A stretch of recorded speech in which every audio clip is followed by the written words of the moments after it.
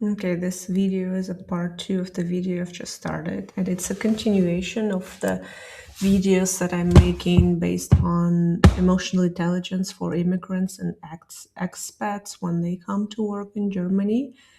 For people from post Soviet space, it can be quite a challenge. So we covered 5 habits, and now we're going to talk about habit number 6. And this is a habit that is also highly no, unproductive when you are in a Western workplace. So the habit is called that asking for help means admitting failure. It's not. We were raised to figure stuff out ourselves. Asking for help meant you were incompetent, and here in Germany, asking for help is seen as strategic. When you struggle silently for weeks on something that someone could have explained in 5 minutes, they think you're wasting company resources. And when you finally deliver something late or wrong because you were afraid to ask, they think you lack judgment. Germans ask for help constantly. They also give you a lot of tips constantly. So all this, hey, can you quickly explain this, how this works? Do you have 10 minutes to look at this with me? It's normal. You're not bothering people. You're being efficient. So the shift you're looking at would be ask one clarifying question per day. And even if you think you should know the answer, even if it feels stupid, just ask. The next habit, work-life boundaries equals laziness. Yeah, we learned that working long hours proves dedication. Staying late, coming in sick, canceling vacation, that's commitment. But here, that's seen as poor self-management. And when you work through lunch every day, they don't think you're dedicated. They just think you can't manage your time. So when you answer emails at midnight, it doesn't look that you're committed. It looks like you don't have any boundaries, and it looks like that you're not leadership material. And it's totally okay to leave at 5. Germans take their vacation. They don't respond to emails on weekends, and they get promoted, because they have healthy boundaries. They call in sick, I think, way more than any other country. I mean, in Russia, we didn't call in sick so much. And still, I mean, it works. And sustainable performance beats burnout every time. So the shift that you're looking at is leave on time at least 3 days a week. Take your lunch break. Stop apologizing for having boundaries. It's important. Long term, you're winning anyway. The eighth habit we're looking at is, seeing feedback or criticism as an attack. Happens a lot. When we receive feedback, our nervous system treats it as danger because back home, criticism often was dangerous and was quite personal. Here is just information, and this is about your growth mindset, how you handle it. If your manager says this could be improved, they're not attacking you, they're helping you get better. And this is up to you how you deal with this information, whether you use a growth mindset and you grow, or you just take it personally and nothing really changes. Change is going to happen, whether it's painful or not, it's up to you. So it's collaboration. If somebody's taking time to give you feedback, it's good. Take it, work with it. So if you hear feedback and immediately go into defensive mode, or you shut down, or you take this personally, this reads as lack of emotional maturity and as inability to grow. So when you receive feedback, say, thanks, I'll work on that. Thank you for sharing it. Nothing else. Don't defend, don't explain, just acknowledge and process later. And maybe then ask clarification questions about, okay, how Can I do this better moving forward? Great stuff. Ninth habit is about hierarchy.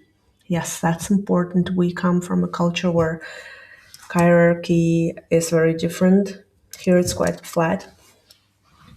We were taught to respect the elderly of somebody more senior. Absolutely. Your manager says something, you do it. No questions. And here it's more fluid than you think. You're expected to bring solutions, not just execute orders. You're expected to have opinions about strategy. And when you just say, yep, yes to everything, they think you're not thinking critically. And when you never question anything, they think you're not engaged with a bigger picture. This doesn't mean being disrespectful, but it does mean being a partner, not a subordinate. Also, a shortcut to leadership. So try this. Practice asking, can you help me understand the reasoning behind this instead of just saying, okay, I got this. And the last habit, it's an interesting one. It's about enthusiasm. In one of my earlier videos, I was talking about the skills economy and that human skills are extremely important. What's even more important is showing up consistently enthusiastic to work.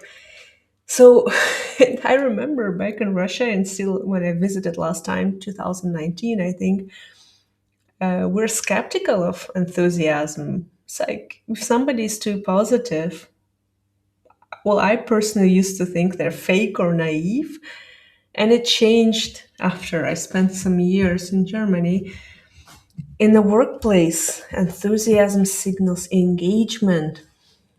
When someone asks how your project is going and you say fine in a flat tone because you don't want to share too much or you don't want to be too happy, they think you don't care. And when you never express excitement about anything, they think you're burned out or just checked out. And you don't need to be an American cheerleader. This just looks fake on you. But you do need to show that you give a damn. And this isn't about fake positivity. It's about letting people see that you're invested, that you care about the work, and that you're actually interested in what you're building. So try this next time. When something goes well, say, I'm really happy with how this turned out, instead of just, yeah, it's done. And I know that being enthusiastic is very hard, especially when things at your company might be shit, or when you're a founder and things are just not going well.